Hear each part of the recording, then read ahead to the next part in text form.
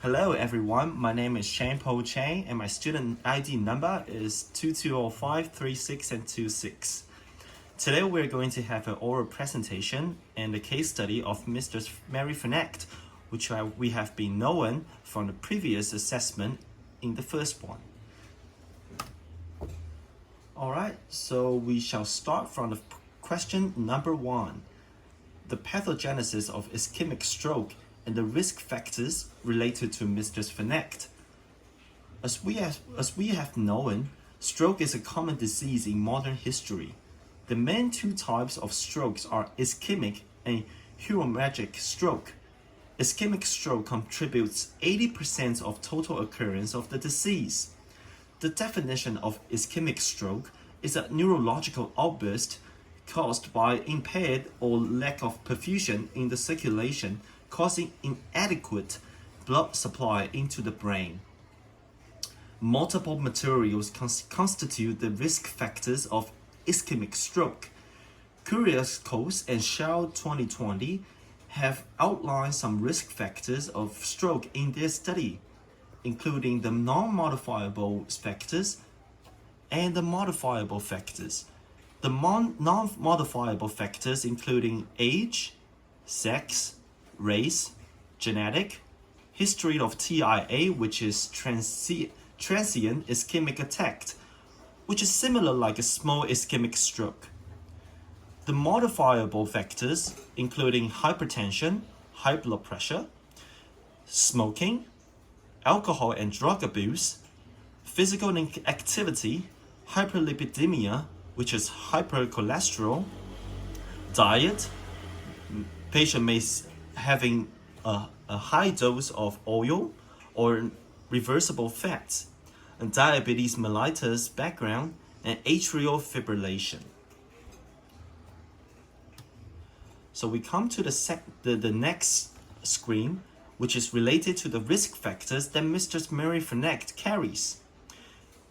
She has come into the emergency department because of slurred speech and right-sided weakness. During the investigation of her health history, we have discovered that she got a background of atrial fibrillation, hypertension, and type 2 diabetes mellitus, which all cause the risk factors of her becoming a patient of ischemic stroke.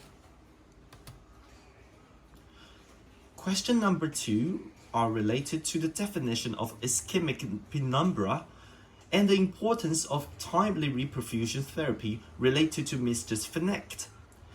Stroke is caused by lacking blood supply into the brain area.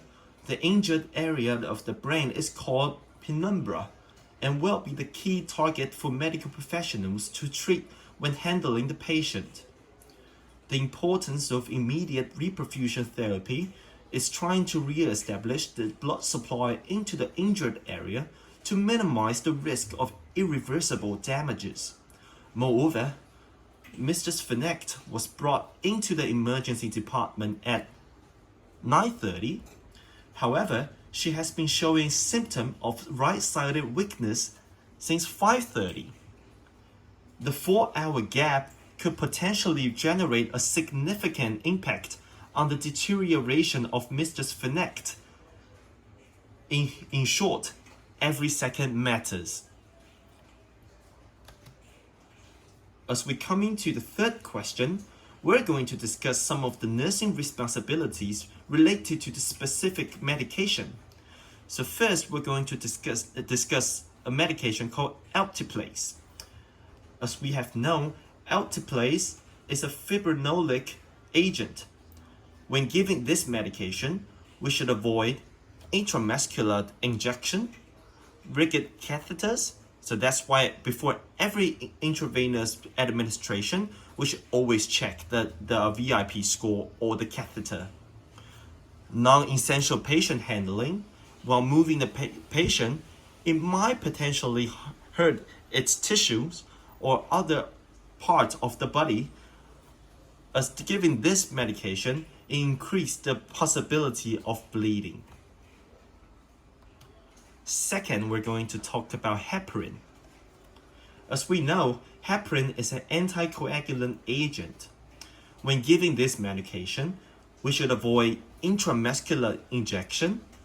We should know the patient if they have suffering from previous allergies, and monitor bleedings, since heparin is an anticoagulant agent. It can increase the possibility of bleeding.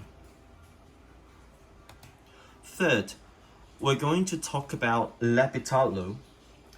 As we know, labetalol is an antihypertensive agent as well as a non-selective beta inhibitor.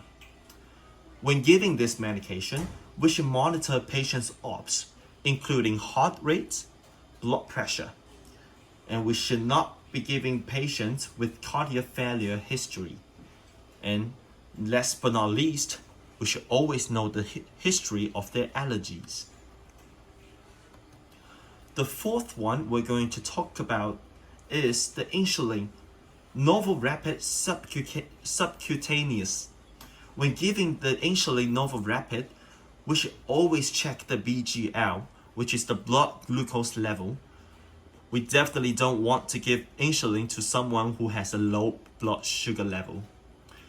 And we should relocate the injection site from dose to another.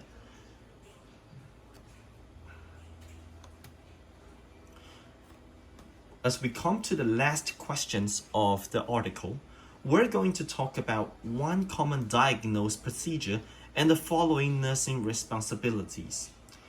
X-ray or brain CT are commonly used to diagnose ischemic stroke. The nursing responsibilities for the two diagnostic procedures are to prepare the patients to get ready for the procedure. Moreover, after the procedure, nurses are ought to closely monitor the status of the patient to ensure the stability of the patient and the safety as well. Thank you for your time and listening. This is all my oral presentation. Hope you have a good audience.